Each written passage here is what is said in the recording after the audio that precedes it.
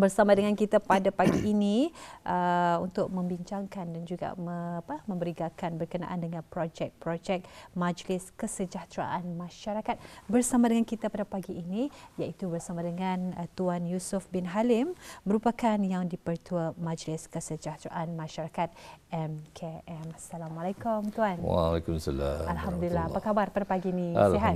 Alhamdulillah sihat. Alhamdulillah sihat ya. Jadi hari ini sekali lagi kita diberikan kesempatan untuk bersama di wawancara dalam program pagi jam terakhir ini mengenai dengan projek-projek Majlis Kesejahteraan Masyarakat. Betul Tuan Yusof ya? Ya, betul. Baik. Ingin kita ketahui juga nih sebelum kita lebih mendalami lagi dan juga berkongsi mengenai dengan tajuk ini, bila dan sebenarnya apakah objektif penubuhan MKM itu Majlis Kesejahteraan Masyarakat ini? Saya serahkan kepada Tuan Yusof dulu. Ya, MKM ni adalah sebuah NGO yang didaftar di bawah Societies Act dan kami didaftar pada Disember tahun 2009. Iaitu 15 tahun dahulu. Yeah. Dan matlamat atau objektif yang utama MKM adalah mendukung dan menyokong kerajaan Brunei untuk meringankan bebanan orang-orang yang kurang upaya, kurang kemampuan. Yeah. Alhamdulillah ya. Jadi itu antara objektif penubuhan MKM, dan mungkin Tuan dapat menerangkan juga kepada penonton kita di dalamnya kita ni usaha ya membantu bagi mereka yang kurang berkemampuan. Mungkin adakah tumpuan ni juga Tuan? Tumpuan kita ni hanya kepada penduduk di negara Brunei Darussalam ni. Kebanyakan bantuan yang dihulurkan oleh MKM memang untuk orang Brunei, orang penduduk Brunei. Tetapi kami juga laratkan bantuan ni pada jika ada disaster di negara-negara jiran. Yeah. Dan antara yang bantuan yang terbesar kami bagi yang berterusan adalah di Bangladesh untuk pelarian Rohingya yang kami telah membantu dari tahun 2017. Ya, ya. 2017 lepas ya. Iya. Itu yang paling dekatlah antara sumbangan yang dibuat ya untuk penduduk di luar daripada negara Brunei Darussalam. Baik, kita berikan tumpuan kepada sumbangan-sumbangan yang telah pun ataupun projek-projek yang telah pun dijalankan khususnya di negara kita di Brunei Darussalam ini ya. Mungkin dapat diterangkan dengan lebih lanjut apa antara projek-projek yang dikendalikan kalau di Brunei. Projek di Brunei ini banyak yang bentuk permanent atau berterusan. Okay. Berterusan seperti misal projek harian. Projek harian MKM memberi makan 300 penuntut dari golongan orang kurang kemampuan di sekolah-sekolah, lebih 13 sekolah, iaitu setiap hari persekolahan. Dan projek ini sangat bagus sebabnya ia memberi orang-orang yang kurang kemampuan ni sebelum ini mereka ni tidak mau datang ke sekolah pasal lapar, dan datang ke sekolah pun tidak dapat buat tumpuan. Jadi yang lebih sekarang ni 13 sekolah yang kami bantu, dan semua sekolah-sekolah mengatakan attendance atau kedatangan penduduk-penduduk ini meningkat dan grading juang pun meningkat. Itu projek harian. Projek kami yang kami buat secara bulanan adalah projek memberi makanan asasi pada masa ini 85 keluarga kurang kemampuan setiap bulan. Dan seluruh negara Brunei Darussalam. Ini hanya di negara Brunei Darussalam. Projek-projek ini di negara Brunei Darussalam pada bulan Ramadan, tiap-tiap bulan Ramadan kami memberi sungkaian di Brunei lebih kurang 900 orang yang memerlukan setiap hari Ramadan.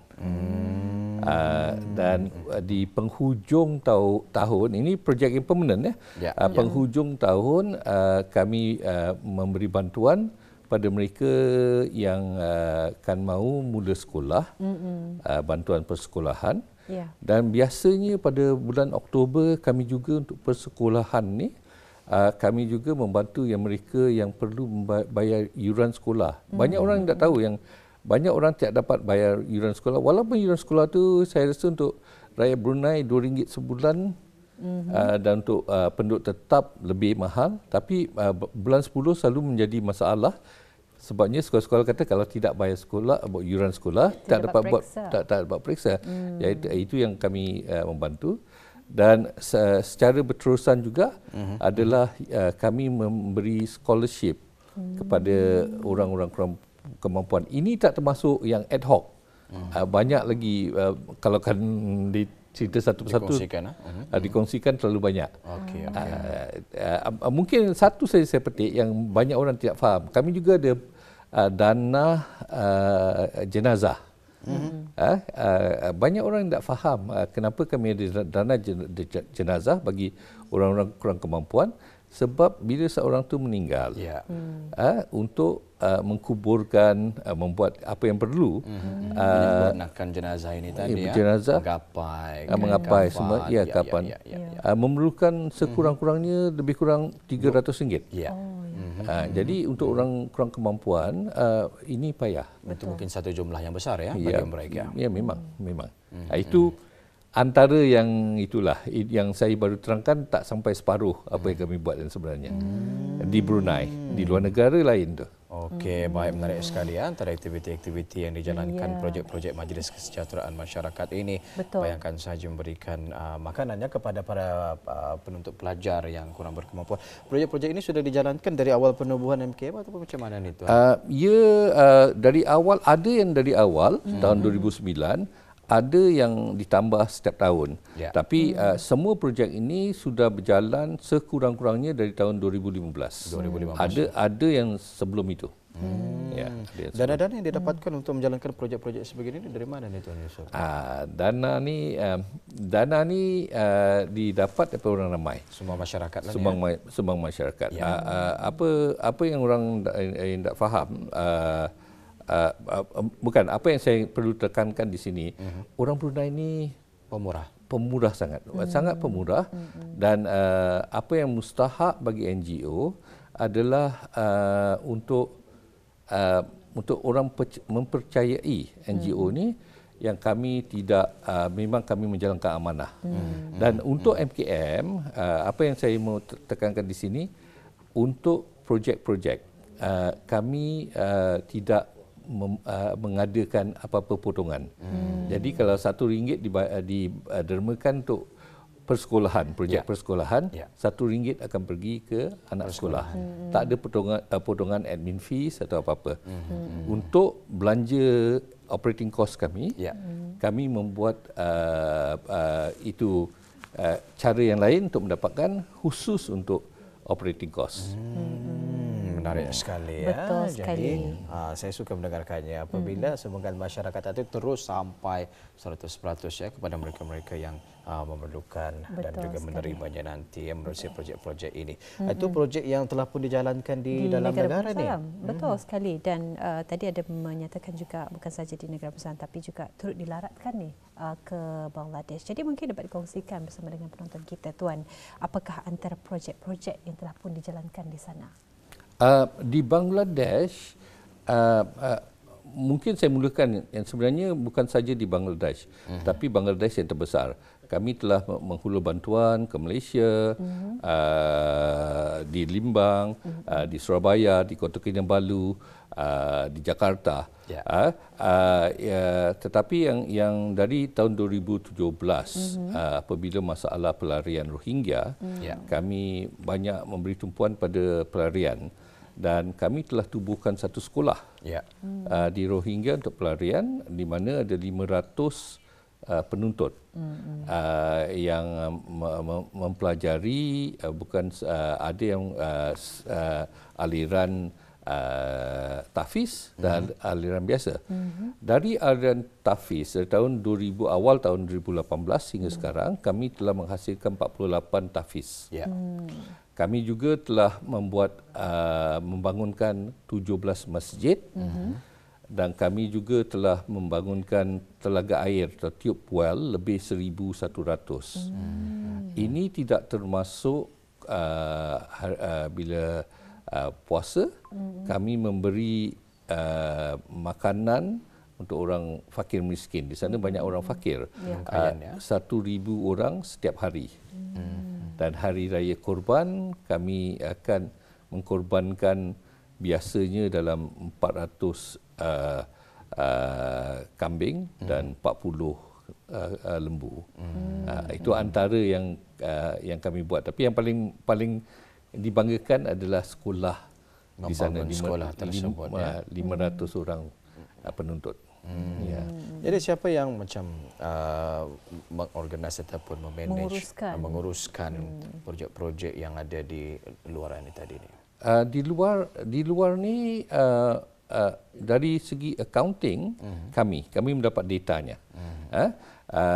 Tapi dari segi food on the ground, iaitu orang yang mengendalikan, kami mempunyai associate yang menjalankan di sana, iaitu kami menggajikan orang untuk tenaga pengajar, tenaga mengawas, dan juga kami ada association yang membantu. Sama je ceritanya macam kalau di Brunei itu Tuan Yusof macam mana cara kita dia mengenal pasti mereka-mereka yang layak memerlukannya, pasti dipohonkan nama-nama daripada jabatan-jabatan tertentulah untuk mengenal pasti siapa yang berhak ataupun benar-benar memerlukan. Mungkin boleh diterangkan dengan lebih lanjut. Kami mendapat daripada jabatan-jabatan, daripada hospital dan juga orang yang memohon sendiri. Tetapi apa yang kami akan buat adalah kami akan confirm. Kami akan pergi melawat dan menemu bual sama ada benar-benar orang ini orang yang memerlukan bantuan. Selepas kami pasti, baru mereka ni didaftarkan sebagai klien MKM dan sebagai klien MKM mereka akan mendapat bantuan, insya-Allah. Insya-Allah. Masya-Allah. Alhamdulillah ya, bersesuaian dengan visinya membangun masyarakat sejahtera. Itulah selain menyalurkan kita ni bantuan dari segi kebajikan ya, bukan sahaja di negara bersalam tetapi di luar negara. Jadi mungkin tuan dapat juga mengongsikan mungkin dari segi persiapan dan persediaan pemberitaan khususnya kepada orang ramai untuk sama-sama menyalurkan sumbangan ini. Lebih kurang di mana mereka memperolehi informasi tersebut dan juga berapa lama ni? Informasi yang berterusan terdapat di sosial media kami, IG, iaitu MKM Brunei, dan juga bagi setiap projek-projek. Kami akan viralkan posting di sosial media untuk setiap projek-projek. Dan juga kami mempunyai regular donors yang memang sebelum Ramadan mereka akan tanya bila akan kami boleh sedekah.